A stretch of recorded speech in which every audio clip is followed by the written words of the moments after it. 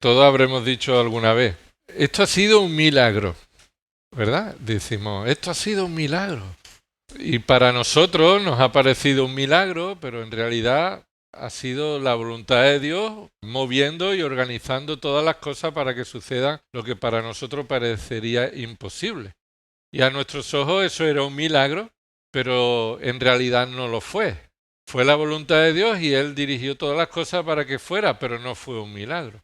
Y es lo que vamos a ver en esta tarde, cuando sucede un milagro y cuando es la voluntad de Dios orquestando todas las cosas para que suceda lo que Él ha predeterminado. Y esto tiene mucho que ver con lo que estamos estudiando, los dones en la iglesia. Primera de Corintios, capítulo 12. Si tenéis vuestra Biblia, os invito a que la abráis porque estamos viendo los dones de confirmación.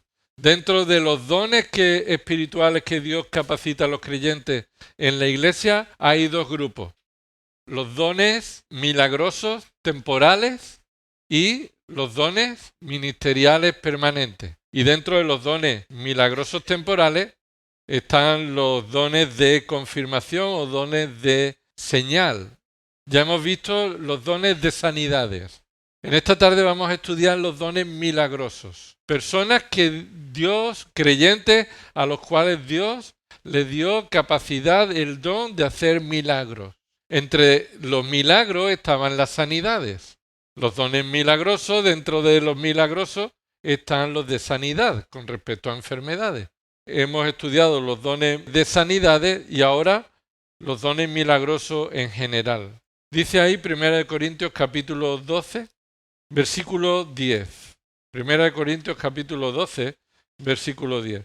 Empieza desde el versículo 8 diciendo, pues a uno le es dada palabra de sabiduría por el Espíritu, a otro palabra de conocimiento según el mismo Espíritu, a otro fe por el mismo Espíritu, a otros dones de sanidad por el único Espíritu, a otro poder de milagros. Ahí tienes ese don. Dentro de esta lista, y por eso hemos visto antes sanidad y después milagro, ¿por qué? Porque en esta lista estaba en ese orden. Y en esta lista tenemos ahí el don milagrosos.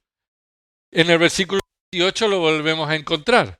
Dice ahí en el versículo 28, y en la iglesia Dios ha designado primeramente apóstoles, en segundo lugar profetas, en tercer lugar maestros, luego milagros. Y ahí tienes ese don de nuevo, el poder de milagro, esa referencia al don de milagros. Dice el versículo 29, ¿acaso son todos apóstoles? No. ¿Acaso son todos profetas? No. El no está en tu Biblia, es la respuesta que cualquier lector y los hermanos de Corinto deberían responder a esa pregunta retórica. La pregunta retórica es la que no espera una respuesta, sino que se da por sentada la respuesta. No todos son apóstoles, no todos son profetas. ¿Acaso son todos maestros? ¿Acaso son todos obradores de milagros?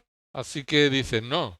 Esas son las referencias al don de milagro que literalmente viene referida con esa palabra griega. Vamos a empezar este estudio por medio de esa palabra, la palabra en el original. La palabra en el original. La palabra que el Espíritu Santo inspiró para referirse a este don es la palabra que significa poder o fuerza, es la palabra dinamis. Esa palabra griega se utiliza o se refiere, traducida a poder o fuerza. Fuera de este contexto, esa palabra se utiliza para muchas cosas diferentes, para referirse, por ejemplo, a la demostración de poder que Cristo realizó como Dios hecho hombre. Él demostró que era Dios hecho hombre por medio de su poder. Mira ahí en Juan capítulo 2, versículo 11. Y dijo, después de transformar el agua en vino, y dice el versículo 11, este principio de sus señales hizo Jesús en Caná de Galilea y manifestó su gloria y sus discípulos creyeron en él. Ahí está esa palabra en la que se utiliza manifestó su poder. Manifestó su poder. Y él manifestó su poder porque él estaba manifestando que él era Dios hecho hombre. Y los discípulos creyeron en él. También lo tenemos en Mateo 24. Una referencia más acerca de esta palabra usada para referirse al poder que Cristo manifestó de ser Dios hecho hombre. Recuerda que Cristo, siendo Dios, se hizo hombre, añadió a su naturaleza divina la naturaleza humana sin dejar de ser Dios, pero sí dejó de hacer uso de sus atributos divinos, no usó sus atributos divinos para enfrentar la humanidad, sino que usó atributos divinos cuando Él fue hombre para manifestar su gloria, para manifestar quién era Él. No para vencer la tentación, no para vencer el hambre, el sufrimiento. Recuerda que estamos estudiando Juan 4 y Él se sentó en el pozo de Jacob y le pidió agua a la mujer y Él, que tenía poder para hacer que el agua brotara y para dar de comer a 5.000, no usó ese poder para satisfacer su hambre.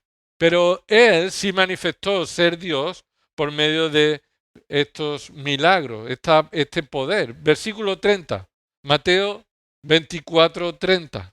Entonces aparecerá en el cielo la señal del Hijo del Hombre, y entonces todas las tribus de la tierra harán duelo y verán al Hijo del Hombre que viene sobre las nubes del cielo. ¿Con qué? Con poder y gran gloria. Eso no es el arrebatamiento. Esa es la segunda venida de Cristo en gloria y en poder. Así que Él manifiesta su poder cuando estuvo en la tierra haciendo milagros y es el mismo poder que Él manifestará cuando venga en su segunda venida. Ahí está ese paralelo de que manifestó el poder de Dios. Él era Dios manifestando su poder en su segunda venida. Y ese es un poder que Él tiene, ¿no? que recibió. Algunos dicen, ¿por qué Jesús es Dios? Bueno, una de las razones que se demuestra de por qué Jesús es Dios es porque Él tiene un poder que solo Dios tiene y lo manifestó en la tierra y lo manifestará en su segunda venida. También vemos el poder de Cristo, pero por el poder que el Espíritu Santo obró en Él. Es decir, las obras de Cristo poderosas, pero ya no manifestando que Él es Dios, sino el poder del Espíritu Santo en Él. Mira Lucas capítulo 4. Estamos viendo que esa palabra se ha usado, esa palabra que se utiliza para el don de poder hacer milagros, es una misma palabra que se utiliza para hablar del poder que Cristo tiene para hacer milagros y el poder que Cristo manifestó por la presencia del Espíritu Santo en él. Dice Lucas 4, ¿qué dice el versículo 1? Jesús lleno de ¿qué? Lleno del Espíritu Santo. ¿Qué significa eso? Guiado por el Espíritu Santo. La llenura del Espíritu es que el Espíritu controla, guía, dirige a la persona a la cual Él está usando. Así que Jesús en su humanidad, con el poder del Espíritu Santo, guiado por el Espíritu Santo, fue llevado al desierto y enfrentó las tentaciones como hombre dependiendo del Espíritu Santo y no como hombre dependiendo de los atributos divinos. ¿Escuchas eso? Esta es la diferencia. Cristo es Dios hecho hombre y no usó sus atributos divinos para enfrentar las tentaciones, sino dependió del Espíritu Santo. Y dice ahí en el versículo 14, y regresó a Galilea en el poder del Espíritu, y ese es en el poder del Espíritu Santo, en dependencia que el Espíritu Santo le había dado poder, y dice, y las nuevas acerca de él se divulgaron por toda aquella comarca, y enseñaba en su sinagoga, siendo alabado por todos. Así que Jesús manifestó poder, y ese poder en estas ocasiones era un poder que venía ¿de quién? Del Espíritu Santo, no de su naturaleza divina, sino como hombre también, en dependencia del Espíritu Santo, Él realizó milagros. Así que tenemos esa palabra para hablar de que Cristo es Dios, para hablar de que Cristo en su humanidad dependió del Espíritu Santo, pero también se refiere tanto para sanar como hacer dominio sobre los elementos naturales, sobre los demonios y sobre la muerte. El poder de tener dominio para sanar, ejercer dominio sobre los elementos naturales, los demonios y la muerte. Y se refiere a ese poder del Espíritu Santo que vendría también sobre los creyentes en Pentecostés. Mira Hechos capítulo 8. Hechos 1, 8. Hechos capítulo 1, versículo 8. Todavía aquí está Jesús en la tierra, después de haber resucitado. Se va a despedir de sus discípulos. Y dice el versículo 6, entonces los que estaban reunidos le preguntaban diciendo, Señor, ¿restaurarás en este tiempo el reino a Israel? Creíamos que lo ibas a hacer antes, cuando estabas vivo. Moriste, resucitaste, ¿ahora es cuando lo vas a restaurar? Le preguntaron y el Señor le dice en el versículo 7, y Él les dijo, no os corresponde a vosotros saber los tiempos ni las épocas que el Padre ha fijado con su propia autoridad. No os corresponde saber cuándo será. Pero hay algo que sí el Padre os va a dar, versículo 8. Pero recibiréis poder cuando el Espíritu Santo venga sobre vosotros y me seréis testigos en Jerusalén, en toda Judea y Samaria y hasta los confines de la tierra.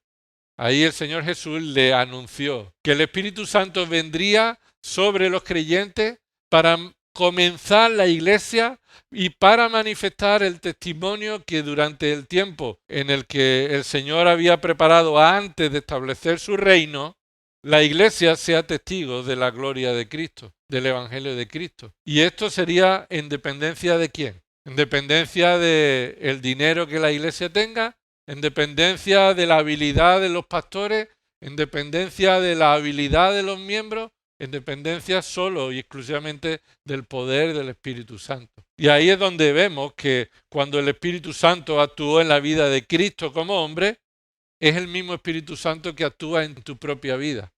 Esa es la referencia también acerca de este poder. El poder que vendría sobre los creyentes en Pentecostés y se manifestaría en diferentes formas, como ya hemos estudiado. Ahora, también esta palabra se traduce como poder, potencia, acerca de las estrellas. No vamos a ir a ver esos versículos porque no es tan fundamental ahora para esto, pero a veces la potencia, el poder, se refiere a cómo las estrellas brillan, en referencia a esas estrellas en el cielo. No sé si lo tenéis por ahí ese texto, pero tenéis ahí esos versículos, ¿verdad? Por ejemplo, en Mateo 24, 29, para los que queráis tomar nota, Mateo 24, 29, Marcos 13, 25 y Lucas 21, 26. Esta palabra, dinamis, que es la que estamos estudiando y entendiendo dependiendo del contexto donde se usa su significado, nos sorprendería que también se usa para hablar del poder que Satanás tendrá para hacer milagros.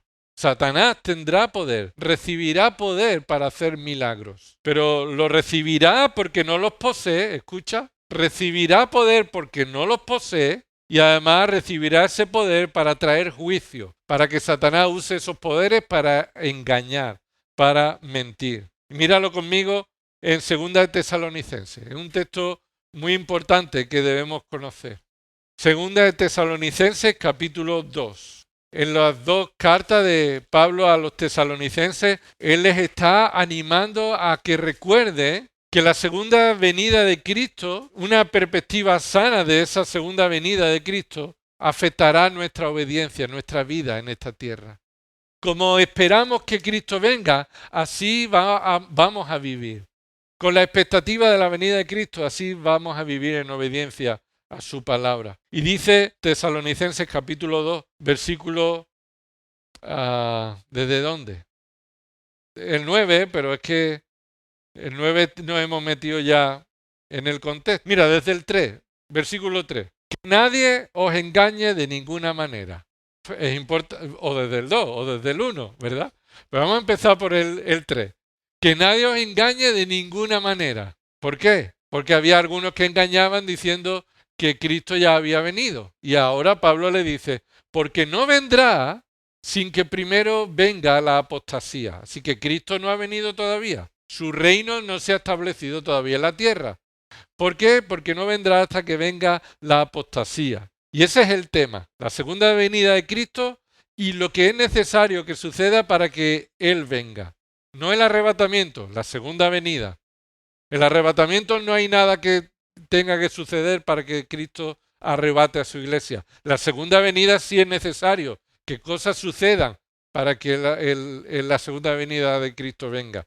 ¿Y qué es necesario? Que dice el versículo 3, que se manifieste, que venga la apostasía y se ha revelado el hombre de pecado, el hijo de perdición. ¿Quién es ese? Ese es el anticristo. porque lo vamos a ver ahora en este contexto. Versículo 4, el cual, este hombre de pecado, el hombre de perdición, el hijo de perdición, el hombre de pecado, se opone y se exalta sobre todo lo que se llama Dios o es objeto de culto. Así que él quiere tener la preeminencia sobre todo lo que se adora. Él va a demandar la adoración solamente a él. Alguien parecido a quién, a Nabucodonosor, ¿no? Que demandó adoración a sí mismo. Alguien parecido a él que todavía no ha venido a esta historia, a esta tierra, pero vendrá un día. Y dice el versículo 5, ¿no os acordáis de cuando yo estaba todavía con vosotros, os decía esto? Es decir, esto no es la primera vez que Pablo les enseña. Pero Pablo les tiene que volver a recordar lo que ya les enseñó cuando estuvo con ellos. Versículo 6, y vosotros sabéis lo que lo detiene por ahora para ser revelado a su debido tiempo. Es decir, este hombre de pecado se revelará a su debido tiempo, el tiempo que Dios ha determinado, pero hay algo que lo retiene, ¿verdad? Dice, hay algo que lo retiene. Versículo 6, ese lo que lo detiene se refiere a la iglesia. La iglesia es lo que detiene eso, lo que detiene que el anticristo se manifieste, porque Dios todavía ha determinado que la iglesia esté siendo testigo y dé testimonio en esta tierra. Así que no ha venido el anticristo porque Dios todavía tiene la iglesia presente en la tierra. Versículo 7, porque el misterio de la iniquidad, es decir, ese hombre de pecado que todavía no se ha manifestado, un misterio es algo que durante un tiempo ha estado escondido, pero después ha sido revelado. Así que ese misterio que todavía no se ha revelado, ese misterio de la iniquidad ya está en acción, es decir, ya está funcionando. El diablo está actuando en la tierra. Él ya está teniendo dominio en esta tierra y actúa sobre los gobiernos y sobre todos los que están bajo su dominio. Pero dice, ya está en acción solo que aquel que por ahora lo detiene. Aquel que por ahora lo detiene. Antes dijo lo que lo detiene, una cosa, que es la iglesia. Ahora es una persona. Aquel ya no es una cosa, es una persona. Y sabemos que es el Espíritu Santo. Es la persona que lo detiene, que está en la iglesia, que está presente y habitando en los creyentes. Así que la iglesia y el Espíritu Santo están deteniendo que el anticristo se manifieste. Aquel que por ahora lo detiene lo hará hasta que él mismo se ha quitado de en medio, es decir, la iglesia y el Espíritu Santo se ha quitado en medio. Versículo 8. Nos acercamos a esta palabra poder. Y entonces será revelado ese inicuo. Ahora sí, ¿verdad? Ahora sí, ese inicuo, esa apostasía será revelada cuando sea quitada de la tierra. ¿Quién? La iglesia y el Espíritu Santo. Cuando el Espíritu Santo y la iglesia sea arrebatada, quitada de la tierra, entonces será revelado ese inicuo, a quien el Señor matará con el espíritu de su boca, de la boca del Señor, con la palabra de su boca, y destruirá con el resplandor de su venida, con el poder de su venida. Cristo matará al anticristo y todo su ejército. Versículo 9, se centra de nuevo en el inicuo, no en Cristo. Y dice versículo 9, inicuo cuya venida es conforme a la actividad de Satanás. Es decir, ese inicuo va a continuar la obra que Satanás ya está haciendo aquí. Y observa qué es lo que dice, con todo poder y señales y prodigios. Y ahí es donde tenemos la referencia a que Satanás, que está obrando en esta tierra con su poder, va a obrar por medio del anticristo cuando la iglesia sea quitada y el Espíritu Santo se ha llevado con la iglesia. Entonces el anticristo aparecerá en esta tierra, en esta historia. Nosotros no lo veremos porque ya no estaremos aquí y veremos cómo él, el anticristo, este inicuo, tendrá poder para hacer prodigios, para hacer señales. ¿Pero qué características tienen? Lo que no he leído, no lo he leído queriendo. Porque enfaticemos que él tendrá ese poder para hacer ¿qué? Señales y prodigios mentirosos, no verdaderos. No verdaderos. Y dice, versículo 10, y con todo engaño de maldad, de iniquidad, para los que se pierden. Así que los que se pierden, que son los no creyentes, los inconversos, los que como tú y yo hemos nacido en nuestro pecado, pero Lo único que hay de diferencia entre ellos y nosotros es que hemos recibido gracia. Dios nos ha salvado sin merecerlo. Pero ellos siguen en sus pecados. Ellos van a escuchar esos engaños. Dice, ¿por qué? Eso se pierden porque no recibieron el amor de la verdad para ser salvos. Es lo que tú y yo hemos recibido, por gracia. Hemos recibido el amor de la verdad para ser salvos. No había nada en nosotros para que Dios nos salvara y nos ha salvado para darnos el amor a la verdad para ser salvos. Ahora, ese inicuo dice, versículo 11, por esto Dios les enviará un poder engañoso para que crean en qué, en la mentira, porque ellos nada más que creen la mentira. Eso es lo que a ellos les gusta creer, la mentira. Están dispuestos a creer la mentira. Y como juicio, Dios les va a mandar un poder, ¿cómo? ¿Qué caracteriza ese poder? Engañoso. Dios le da poder al anticristo para que haga señales, pero señales engañosas, para seguir engañando a los inconversos, los cuales han rechazado y rechazan el Evangelio. Termina ahí diciendo, versículo 12, a fin de que sean juzgados todos los que no creyeron en la verdad, sino que se complacieron en la iniquidad. Y escucha, creer en la verdad no es solamente escuchar el Evangelio, sino ver el testimonio de la creación y en sus conciencias de que Dios existe y rechazarlo. Eso es no creer en la verdad.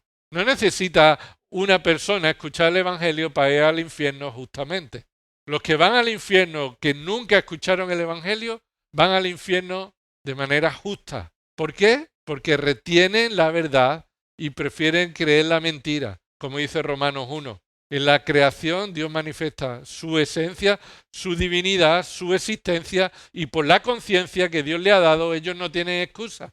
Así que Dios los va a juzgar mandándole un espíritu engañoso, un poder engañoso, para que ellos sigan creyendo esa mentira que quieren creer. Versículo 13. Pero nosotros siempre tenemos que dar gracias a Dios por vosotros. Aquí Pablo está diciendo nosotros, los que estamos en el ministerio, yo, Timoteo y todos los que estamos predicando el Evangelio, que os conocemos, tenemos que dar gracias a Dios siempre por vosotros. ¿Por qué? Dice ahí, hermanos amados por el Señor, porque Dios os ha escogido. Damos gracias a Dios porque Él nos ha escogido sin que nosotros mereciéramos nada. Y nos ha escogido desde el principio, no dependiendo de lo que tú vayas a hacer. Dios escoge no dependiendo de lo que tú vayas a hacer, sino Dios nos escogió antes de que nosotros hiciéramos nada. Y no porque supiera lo que íbamos a hacer, sino lo que íbamos a hacer es porque Él nos escogió y así determina nuestra vida. Así que sí, ese poder también lo recibirá Satanás como juicio para que puedan ser juzgados los que rechazan la verdad. Y esa palabra también se traduce como riqueza en Apocalipsis 18:2. Ahora, después de la palabra que se utiliza sobre el poder de hacer milagros, y vemos diferentes usos que esa palabra tiene, vamos a ver una definición resumida. ¿Qué es un milagro? ¿Qué es un milagro? Y por eso decimos que hay cosas que decimos, esto ha sido un milagro y no lo es. Pero ¿qué es un milagro? Voy a leer lo que otros hermanos lo han resumido en una teología sistemática que es confiable y el hermano lo escribió de esta manera. Un milagro podría definirse ampliamente como una obra extraordinaria de Dios en la cual Él suspende o invalida los cursos normales de la naturaleza. Eso es fundamental. Suspende o invalida el curso normal de la naturaleza. De manera que el resultado no puede explicarse por ninguna causa natural.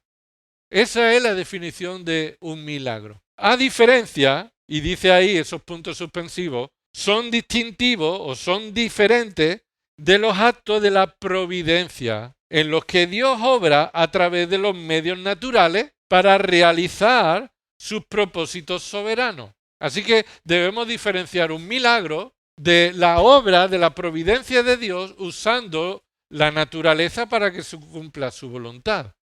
Por ejemplo, un milagro es lo que hemos leído en Juan 2. Y manifestó su gloria y sus discípulos creyeron en él. ¿Qué hizo él en Caná, en la boda de Caná? El milagro estuvo en el que él aceleró el proceso natural y convirtió el agua en vino sin que tuviera que el agua ir a una vid que produjera uva y que la uva fuera llevada y fuera exprimida y se fermentara. Todo ese proceso natural, el Señor lo suspendió, lo aceleró, hizo que la naturaleza hiciera del agua en vino de manera milagrosa y no hay forma de explicarlo. Algunos han querido explicarlo. La interpretación liberal quiere darle respuesta a todos los milagros por razones naturales. Así que ellos rechazan los milagros y dicen, no, es que esos cántaros tenían el pozo, estaba ahí y el agua que echaron se mezcló con él y se convirtió y parecía vino, pero no lo fue. Bueno, si fuera así, engañó al maestresala, que es un experto en vino, y dijo, este es el mejor vino, que hace guardándolo para el final. Así que este fue un testimonio de milagro. Aquí vemos la definición. Dios acelera o suspende el curso natural de la naturaleza, de los elementos naturales de la naturaleza, para cumplir su voluntad, hacer un milagro que no puede explicarse por causas naturales. Y eso es diferente a que Dios haga coincidir o use todos los eventos naturales para que un suceso ocurra. Ahora, con respecto al don de hacer milagros, esta obra extraordinaria de Dios se realizaba por hombres. Había hombres que manifestaban ese don milagroso, ese poder milagroso para mostrar el poder del Espíritu Santo. Ejemplos. En primer lugar, un ángel del Señor anunció sobre Juan el Bautizador que él vendría delante del Señor en el espíritu y en el poder de Elías. Mira Lucas capítulo 1. Lucas capítulo 1. Versículo 15. Un ángel se aparece a Zacarías cuando le tocaba entrar al templo. Zacarías se turbó y se llenó de temor. Y dice el versículo 13, pero el ángel le dijo, no temas, Zacarías, porque tu petición ha sido oída y tu mujer, Elizabeth, te dará a luz un hijo y lo llamarás Juan. Y tendrás gozo y alegría y muchos se regocijarán por su nacimiento. ¿Por qué? Versículo 15. Porque él será grande delante del Señor. No beberá ni vino ni licor. Y será lleno del Espíritu Santo aún desde el vientre de su madre. Y versículo 16. Y él hará volver muchos de los hijos de Israel al Señor su Dios. E irá delante de él en el espíritu y poder de Elías, para hacer volver los corazones de los padres a los hijos y a los desobedientes a la actitud de los justos, a fin de preparar para el Señor un pueblo bien dispuesto. Tenemos aquí un ejemplo de un hombre lleno del Espíritu Santo incluso antes de nacer, durante el tiempo en el que está concebido en el vientre de su madre. Por eso, desde la fecundación ya hay un ser humano. Y eso se muestra en diferentes lugares de la Biblia y aquí se muestra en que es lleno del Espíritu Santo desde el vientre de su madre. Así que él recibe este don y va a ser guiado y se le anuncia que va a preparar el camino del Señor, del Mesías, en el poder y en el espíritu de Elías. Es decir, no es Elías, pero hará un ministerio que se parecerá a Elías. Y Elías es uno de los que más milagros hizo en el Antiguo Testamento. No sabemos los milagros que Juan el Bautizador hizo. No sabemos muchos milagros que Juan el Bautizador hizo. Pero sí sabemos que él estuvo bajo el poder del Espíritu Santo para cumplir su ministerio. Y es hacer volver a los desobedientes a la actitud de los justos, a preparar al Señor un pueblo bien dispuesto. Y entonces muchos fueron bautizados por el ministerio de Elías, ya que él estaba proclamando el arrepentimiento, proclamando la venida del Mesías para que el pueblo se preparara. Así que la obra del Espíritu Santo para que Juan el Bautizador hiciera su ministerio es un ejemplo del don de milagro. Otro ejemplo, Lucas 1, versículo 34 dice, entonces María dijo al ángel, ¿cómo será esto puesto que soy virgen? Y versículo 35, respondiendo el ángel le dijo, el Espíritu Santo vendrá sobre ti y el poder del Altísimo te cubrirá con su sombra. Aquí vemos el poder de Dios obrando un milagro. ¿Y cuál es ese milagro?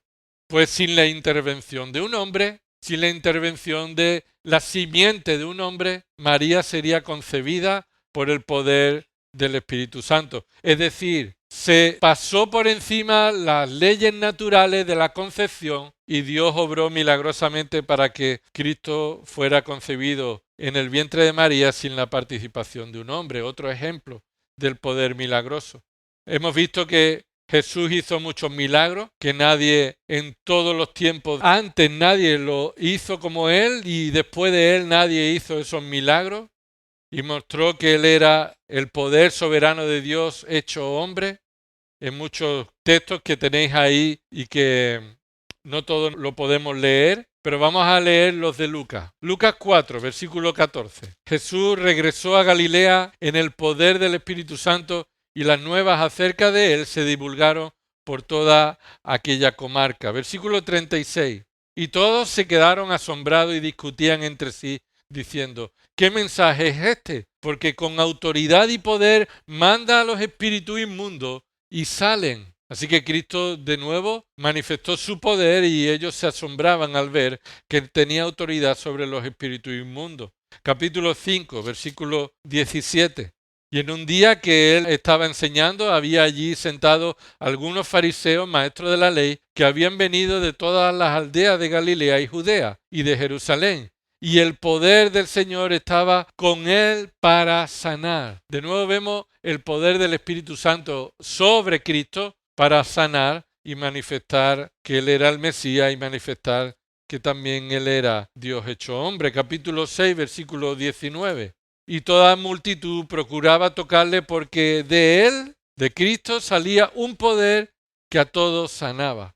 Así que Él estaba sanando aún a aquellos que se acercaban y lo tocaban y se manifestaba ese poder acerca de Cristo, el poder de hacer milagros, en este caso de hacer sanidades. Capítulo 8, versículo 45, y Jesús dijo: ¿quién es el que me ha tocado? Mientras todos lo negaban, Pedro dijo, y los que con él estaban: Maestro, las multitudes te aprietan y te oprimen. Pero Jesús dijo: alguien me tocó porque me di cuenta que de mí había salido poder. Y ahí esa mujer tuvo la oportunidad de manifestar: he sido yo. Yo te he tocado y cuando te toqué, y ella manifestó ese milagro que pudo ser de testimonio a todos los que estaban a su alrededor. Así que vemos también el ejemplo del poder milagroso en la vida de Jesús. En la vida de los discípulos lo vemos también el don de milagro. De los discípulos y de los 72 enviados por Jesús para predicar el Evangelio. Y esa predicación iría acompañado de ¿qué? Lo dijimos cuando el don de sanidades. Los 12 fueron enviados a predicar y los 72 también, y iban acompañados del poder milagroso para certificar que ese mensaje predicado estaba respaldado por el poder de Dios. Y tienes ahí estos textos en Lucas 9, 1 y en Lucas 10, 19. Después, en el comienzo de la iglesia, ya cuando el Espíritu Santo vino sobre los creyentes, los apóstoles comenzaron también a hacer milagros. Hechos capítulo 3, versículo 11 dice: y estando él asido de Pedro y de Juan, ese era el paralítico que estaba en la puerta llamada la Hermosa y que fue sanado, ese cojo, estaba asido de Pedro y de Juan, todo el pueblo lleno de asombro corrió al pórtico llamado de Salomón, donde ellos estaban. Al ver esto, Pedro dijo al pueblo: varones israelitas, ¿por qué os maravilláis de esto? ¿Y por qué nos miráis así, como si por nuestro propio poder o piedad le hubiéramos hecho andar? ¿Y esto quién estaba hablando? Pedro. Y Pedro no estaba diciendo que este hombre no ha sido sanado con poder, sino que el poder no es nuestro ni de nuestra piedad. Escucha, esto es muy importante. El poder para sanar no venía acompañado por la piedad. El poder no es una señal de mostrar la piedad de un creyente. Y los que están enseñando falsa doctrina diciendo que este poder de sanidad todavía está vigente, lo usan para decir tu nivel de piedad, tu espiritualidad. Si tú eres un hombre fiel, un creyente fiel, si Dios te está usando y tú eres destacado en tu piedad, se muestra en tu poder. Y Pedro está diciendo, eso no es así. Lo era en una época y sigue siendo hoy que personas se desvían de la enseñanza bíblica sorprendidos porque un poder debe venir por una persona piadosa.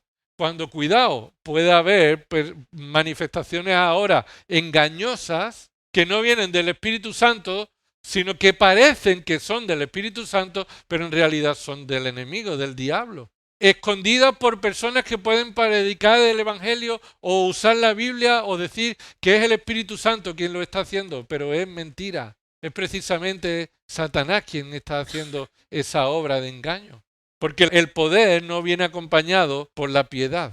El poder no es señal de piedad. Y entonces continúa diciendo que los apóstoles hicieron esos milagros en el poder de Dios. Capítulo 4, versículo 7. Y claro, lo arrestaron de nuevo a Pedro y a Juan y le dijeron, versículo 5, sucedió que al día siguiente se reunieron en Jerusalén sus gobernantes, ancianos y escribas. Estaban allí el sumo sacerdote Anás, Caifás, Juan y Alejandro, y todos los que eran del linaje de los sumos sacerdotes. Y habiéndolos puesto en medio de ellos, le interrogaban con qué poder, observa de nuevo, con qué poder o en qué nombre habéis hecho esto. Es la pregunta que le decían. ¿En nombre de quién lo habéis hecho? ¿Con qué poder lo habéis realizado? Entonces, versículo 8, Pedro, lleno del Espíritu Santo, ¿qué significa? ¿Que el Espíritu Santo vino en esos momentos? No. El Espíritu Santo viene en el momento de la conversión en la vida de un creyente, en el momento que Dios lo salva y nunca más se va. Lleno del Espíritu Santo significa, como hemos dicho antes, de Cristo llevado al desierto, controlado, bajo el poder del Espíritu Santo, siendo guiado por el Espíritu Santo. Un creyente lleno del Espíritu Santo es aquel que el Espíritu Santo está guiando para que viva en obediencia a la palabra de Dios. Así que Pedro, lleno del Espíritu Santo, les dijo, gobernantes y ancianos del pueblo, si se nos está interrogando hoy por causa del beneficio hecho a un hombre enfermo, ¿de qué manera este ha sido sanado? Sabed todos vosotros y todo el pueblo de Israel que en el nombre de Jesucristo de Nazaret, a quien vosotros crucificasteis, a quien Dios resucitó de entre los muertos, por él este hombre se halla aquí sano delante de vosotros. Dios usó a Pedro. No tengo ni oro ni plata. Recuerda que fue lo que le dijo, pero lo que tengo te doy. Así que en el nombre de Cristo Jesús, levántate y anda. Así que fue en el nombre de Cristo Jesús. No fue Pedro, sino Pedro fue una herramienta que Dios usó. Como otros recibieron dones milagrosos para hacer estas señales, estos milagros. Por ejemplo, en el capítulo 6, Esteban y Felipe, que no eran apóstoles, pero sí eran creyentes usados por Dios para darle capacidad para hacer milagros, este don milagroso lo manifestaron. Capítulo 6, versículo 8. Y Esteban, lleno de gracia y de poder, y antes ya se había dicho en el versículo 6 que estaba lleno de fe y del Espíritu Santo, así que Esteban, lleno de gracia y de poder, hacía grandes prodigios y señales entre el pueblo. Eso están incluidos las sanidades, pero también milagros, milagros de todo tipo, hechos milagrosos. Y eso es Esteban y también Felipe, dice el capítulo 8. Dice desde el versículo 4, así que los que habían sido esparcidos iban predicando la palabra. Felipe, descendiendo a la ciudad de Samaria, les predicaba a Cristo, y las multitudes unánimes prestaban atención a lo que Felipe decía al oír y ver las señales que hacía. Así que de nuevo Felipe tenía poder para predicar y tener señales poderosas para hacer milagros que acompañaban a esas predicaciones en Samaria. Versículo 7, porque muchos tenían espíritu inmundo, estos salían de ellos gritando a gran voz, y muchos que habían sido paralíticos y cojos eran sanados. Así que era no solamente de sanidad, sino sobre la autoridad de los demonios, que Felipe certificó su ministerio, o Dios certificaba su ministerio por el medio del poder de Dios en ellos. Y hay muchas referencias del poder de Dios en la vida de los creyentes, que no se refiere a realizar milagros, sino a vivir una vida cristiana con esperanza, en obediencia y en piedad, en dependencia del Espíritu. Y esto es aquí donde yo quiero acabar. Mira Romanos capítulo 15. Romanos capítulo 15. ¿Qué milagro se espera ver hoy? ¿Qué milagro estás esperando ver tú hoy? ¿Qué milagro se nos llama a que se vea hoy? Bueno, como veremos la próxima vez, estos dones milagrosos han cesado porque ya no es necesario certificar la predicación de la palabra por medio de milagros. Pero Dios sigue obrando milagrosamente. Su poder sigue actuando.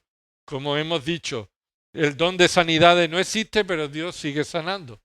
El don de milagros ya no está en vigor, pero Dios sigue obrando. Y mira lo que dice Romanos 15, versículo 13. Y el Dios de la esperanza os llene de todo gozo y paz en el creer para que abundéis en esperanza.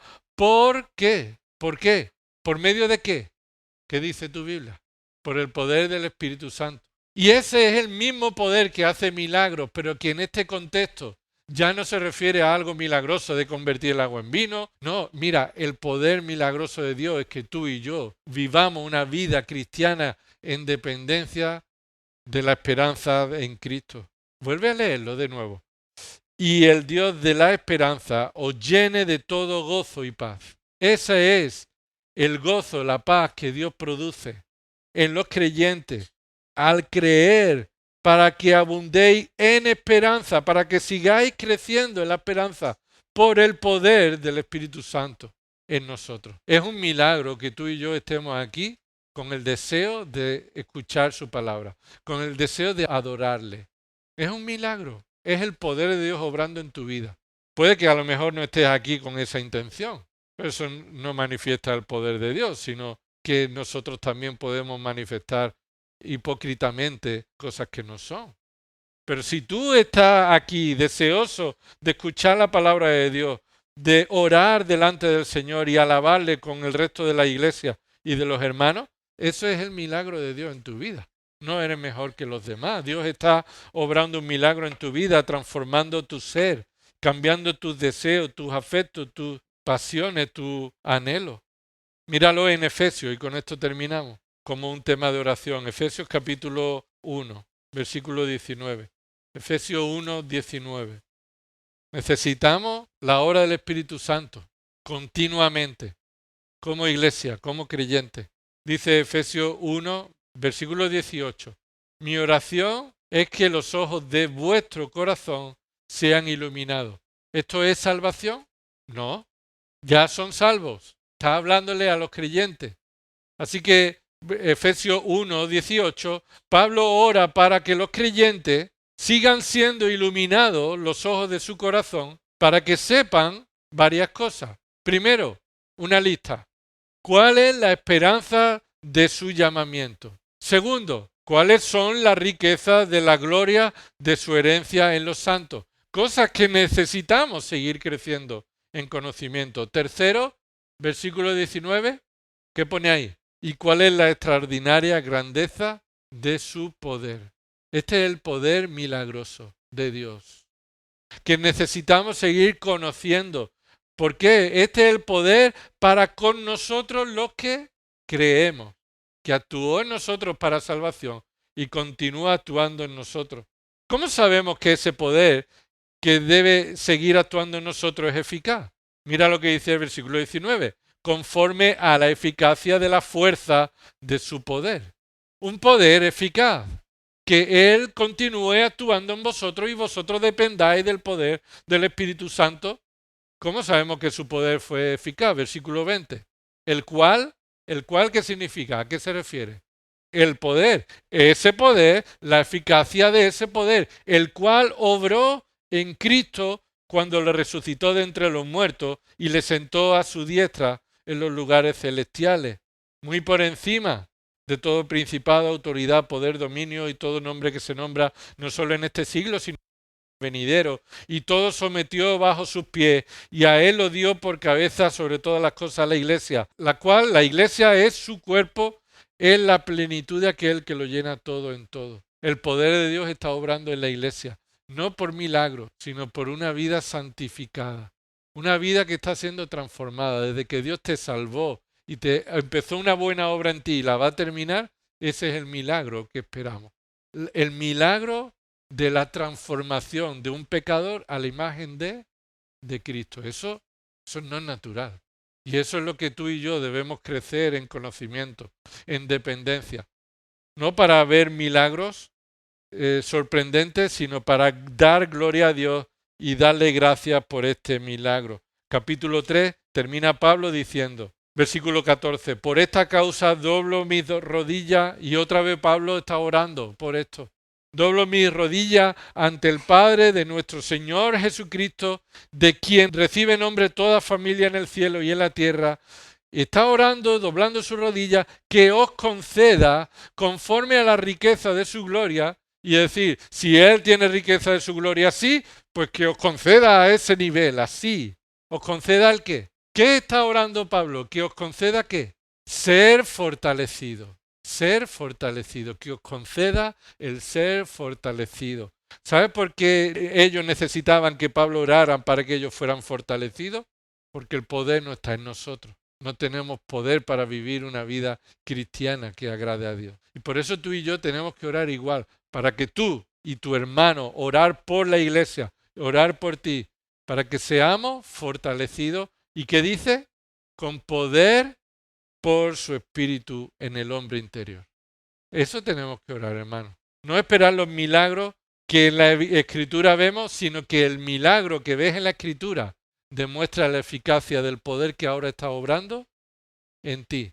No para sanarte y darte lo que tú quieras, sino para transformarte a la imagen de Cristo, fortalecerte en el hombre interior. Versículo 17, de manera que Cristo more por la fe en vuestros corazones y que arraigados y cimentados en amor, seáis capaces de comprender con todos los santos cuál es la anchura, la longitud, la altura y la profundidad, y de conocer el amor de Cristo que sobrepasa el conocimiento, para que seáis llenos hasta la medida, hasta el borde de la plenitud de Dios.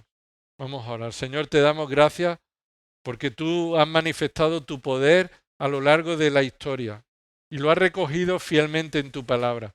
Señor, tú has dado dones a algunos hombres en la iglesia para certificar la predicación de tu evangelio. Hemos visto ese poder obrando en la vida de Cristo, en la vida de los apóstoles, de otros hermanos que fueron usados por tu soberana mano.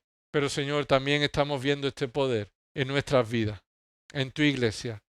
Cómo tú estás dándonos esperanza, gozo, paz. Cómo tú nos estás santificando y dando deseos nuevos que te agradan, Señor. Cómo ahora tú estás obrando en nuestra vida para obrar este milagro con poder de ser transformado a la imagen de Cristo. Si hay alguien que no ha creído en Cristo como Señor y Salvador en esta tarde, Señor, que se arrepienta, Señor, y que crea en Cristo como Señor y Salvador. Y oramos también, Padre, para que como iglesia dependamos de tu poder, que está en nosotros, que por el poder del Espíritu Santo, para vivir vidas que te agradan, para ser transformados, para arrepentirnos de nuestros pecados, para resistir la tentación y la prueba, siendo obedientes a tu voluntad, para tomar decisiones sabias, para estudiar tu palabra, para escudriñarla, para ponerla en práctica, para predicar el Evangelio a los perdidos, para hacer tu voluntad, Señor. Obra con poder en nuestras vidas porque lo necesitamos. Todo esto oramos en el nombre de Cristo. Amén.